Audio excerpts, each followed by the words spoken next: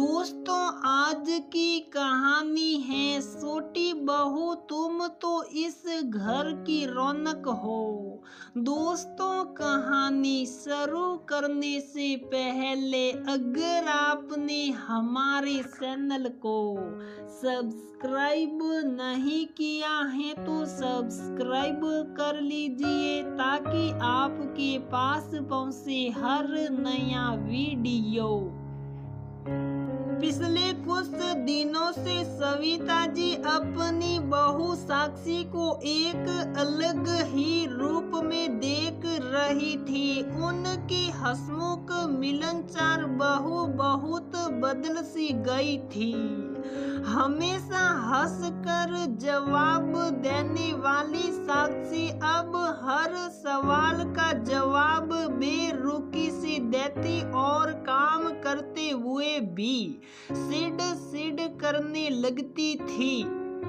आज सुबह भी जब सविता जी ने साक्षी को चाय बनाने के लिए कहा तो साक्षी बेरुखी से रसोई में गई और चाय का पतीला गैस पर रख कर अदरक को ऐसे कूटने लगी जैसे कोई अपना गुस्सा निकाल रही हो। सविता जी को कुछ समझ में नहीं आ रहा था कि आखिर ऐसा क्या हो गया। उनकी हमेशा हंसते मुस्कुराते और बन ठान के रहने वाली साक्षी आखिर ऐसी उदासीन क्यों हो गई।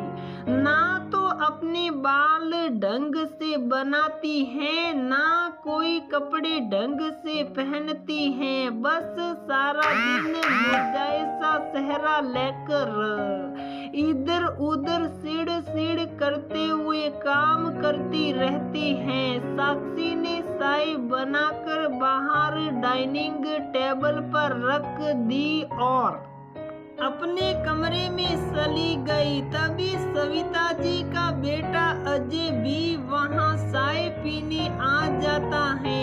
सविता जी अपने बेटे से पूछती हैं, बेटा तुम दोनों के बीच में सब कुछ सही तो है ना? कोई लड़ाई झगड़ा तो नहीं हुआ ना तुम्हारे बीच में? अजय बोलता है, अरे नहीं माँ, ऐसा कुछ नहीं है। आप ये बात क्यों पूछ रही हो?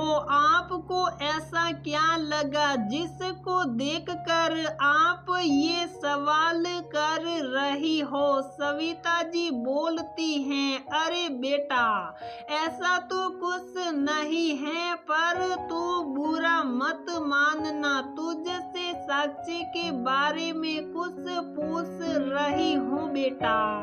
मैंने साक्षी के व्यवहार में कुछ रुखापन देखा है इन दिनों। तुझे पता है जब से साक्षी मुन्ने को लेकर अपने मायके से लौटी है तब से उसका व्यवहार बहुत बदला सा हो गया है।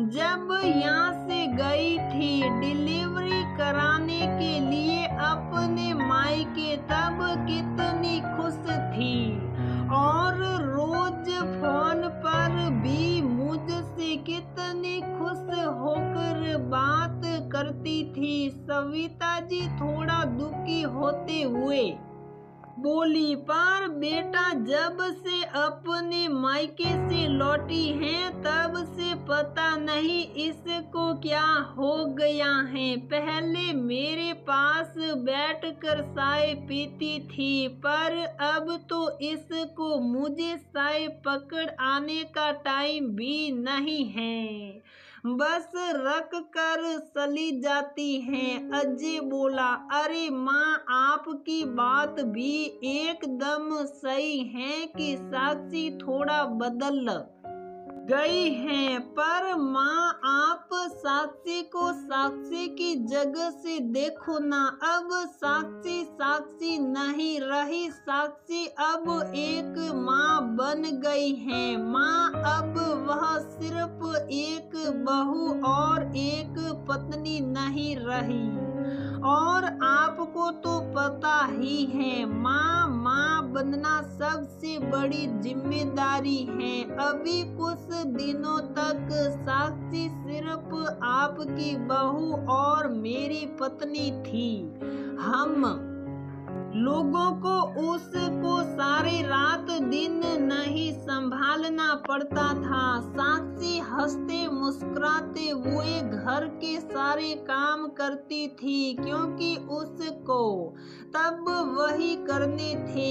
वह आपके लिए चाय बनाती थी और आपके पास बैठती थी क्योंकि तब उसके पास बैठने के लिए आप ही होते थे। सारा दिन सज धज कर आपसे गपशप करते हुए घर के सारे कामों को मुस्कुराते हुए पल भर में कर देती थी क्योंकि तब उसके पास इन कामों के अलावा और कोई काम नहीं था। पर माँ अब साक्षी के हम सब की जिम्मेदारी के अलावा एक बहुत बड़ी जिम्मेदारी और जुड़ गई है। उसका बच्चा। सविता जी बोले, हाँ बेटा, ये तो तू सही कह रहा है, पर बेटा बच्चा होने से ऐसे कोई उखड़ा उखड़ा थोड़ी हो जाता है। अभी जब तक मायके भी तब तो बड़ी हंस हंस कर बात करती थी मुझसे, वहाँ तो नहीं थी ये उखड़ी उखड़ी सी। फिर इसको या आते ही क्या हो गया। अजय अपनी माँ को छेड़ते हुए बोला, क्योंकि माँ वह अपने मायके में थी और या अब ससुराल में। सविता जी बेटे से गुस्सा होते हुए बोली, तू क्या कहना चाहता है कि इसको ससुराल में हम अच्छे से नहीं रखते? और मैंने तो आज तक इसको कुछ भी नहीं कहा, बेटे से बढ़कर माना है इसको। अजय हंसते हुए बोला, अरे माँ कुछ भी कहो, सास और माँ में थोड़ा बहुत तो फर्क आ ही जाता है। माँ बिन कहे सब समझ जाती है और सास कई बार समझाने पर भी नहीं समझती। सविता जी बोली, देख अजय, तू बातों को घुमा मत, साफ साफ बता, मेरे कुछ समझ में नहीं आ रहा है। मैंने ऐसा क्या किया? क्या बोल दिया? बहू को क्या नहीं समझ पाई मैं? अजय बोला, माँ साक्षी की माँ उसका और उसके बच्चे का सारे दिन ख्याल रखती थी। माँ काम करती तो साक्षी बच्चा संभाल लेती।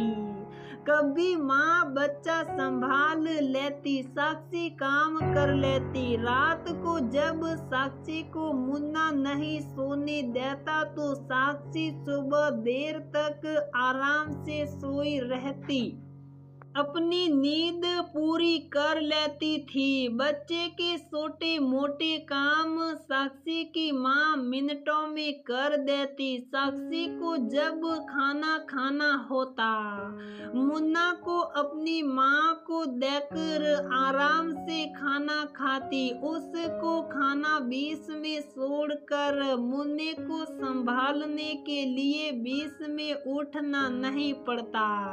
मुन्ना को उसकी माँ संभाल लेती थी। टाइम पर नहा धोकर तैयार हो जाती और सारा दिन बिना किसी थकान के हंसते मुस्कुराते हुए रहती।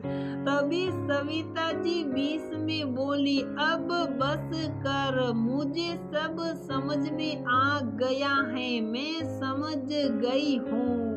यहाँ ससुराल में आते ही साक्षी के ऊपर घर के कामों की और साथ में अपने मुन्ने को संभालने की पूरी जिम्मेदारी उसके ऊपर ऊपर ही आकर रह गई है। मुझको तो लगा वह दोनों चीजें संभाल रही हैं। मुझको तो कुछ बोला भी नहीं उसने कि माँ थोड़ा काम आप कर दो। तभी अजय बोला, माँ मैंने तो बोला था उसको कि कुछ काम तुमसे नहीं हो तो माँ को बोल दिया करो, पर उसने बोला कि उसको डर है कहीं आप ये नहीं बोल दो कि जैसे उसकी सहेलियों की सास बोलती हैं कि हमने भी बच्चे पाले हैं और घर भी संभाला है, हम तो कभी नहीं थकते थे।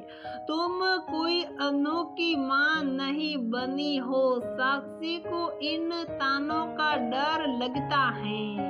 सविता जी बोली, हाय दैया, मेरी बहू मुझको इतना बुरा समझती है क्या? मैं तो उसको अपनी बेटी से भी बढ़कर मानती हूँ। सविता जी की इस बात पर अजय बोला, तो फिर जाओ माँ, अपनी बेटी समान बहू को बेटी के हक से डांट कर उसको उसकी परेशानी दूर करने का तरीका बताओ।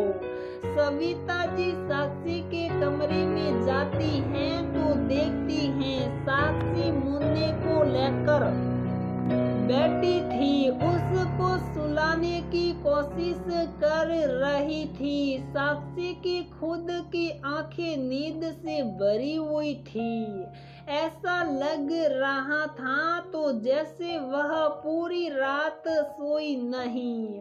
सविता जी को देखते ही साक्षी बोली, अरे माँ, आपको कुछ चाहिए था क्या? मुझे आवाज लगा देती। सविता जी बोली, बस कर, मैं तुझे बेटी मानती रही और तू मुझे सास मानती रही। अब तू सुन, अभी मुन्ने को लेकर सो जा, अपनी नींद पूरी कर, घर का काम मैं संभाल लूंगी। और सुन, सुबह जल्दी मत उठा कर, मुझको पता है मुझे जल्दी उठने की आदत है, इसलिए तू मेरी चाय बनाने के लिए उठ जाती है। कल से मैं मेरी चाय खुद बना लूंगी। और हाँ, किचन के काम की तैयारी करके भी रखूंगी ताकि तेरे ऊपर पूरा काम ना पड़े। फिर जब तेरी अच्छे से नींद हो जाए तब उठना, मैं तब मुन्ने को संभाल लूंगी, उसके तेल मालिश कर दूंगी। तब तक तू तेरे बकाया काम कर लेना। टीवी के सामने ऐसे ही बैठी रहती हूँ मैं सारा दिन। अब मैं घर के छोटे मोटे काम टीवी देखते हुए कर लिया करूंगी। शाम को यूं ही सहेलियों के साथ गपशप करने चली जाती हूँ। अब वहाँ जाना बंद कर दूंगी ताकि शाम के काम में भी मैं तेरी मदद कर सकूं, मुन्ने को संभाल सकूं। बस साक्षी, तू मुस्कुराते हुए और खुश रहा कर बेटा। तू खुश रहेगी तभी हम लोगों को खुश रख पाएगी। एक काम से थकी हुई माँ ना तो खुद अपना ख्याल रख पाएगी ना अपने बच्चे का। ये बात मेरे समझ में आ गई है बेटा। बहुरिया तो इस घर की रौनक है रे। तेरे मुस्कुराने से ही इस घर का आंगन मुस्कुराता है। जिम्मेदारियों के नीचे दबकर तुझको यूं मुरझाने नहीं दूंगी। साक्षी सविता जी के गले लग गई। सविता जी ने जब से घर की जिम्मेदारियां में हाथ बटाना चालू किया, तब से साक्षी की जिम्मेदारियां भी आधी हो गई थी। साक्षी फिर से मुस्कुराने लगी थी। सविता जी अपनी बहू को मुस्कुराता हुआ देखकर खुश हो रही थी। उनके घर की खोई हुई रौनक वापस आ गई थी। माँ बनने से पहले एक लड़की ससुराल में बहू के रूप में अपनी सारी जिम्मेदारियां आराम से निभा लेती है, पर जब कुछ समय बाद बहू से एक माँ बन जाती है तो उसकी जिम्मेदारी अपने बच्चे के लिए भी बढ़ जाती है। माँ और बहू की जिम्मेदारी अकेले उठाते उठाते हर स्त्री थक जाती है। उसकी सारी रौनक चली जाती है। बहू से तो रौनक है घर की, और ये रौनक आपके साथ और सहयोग से हमेशा के लिए बनी रहनी चाहिए। तो दोस्तों, हमारी ये कहानी यहीं पर समाप्त होती है। अगर आपको हमारी ये कहानी पसंद आती है तो प्लीज वीडियो को लाइक करें, शेयर करें और हमारे चैनल को सब्सक्राइब जरूर करें।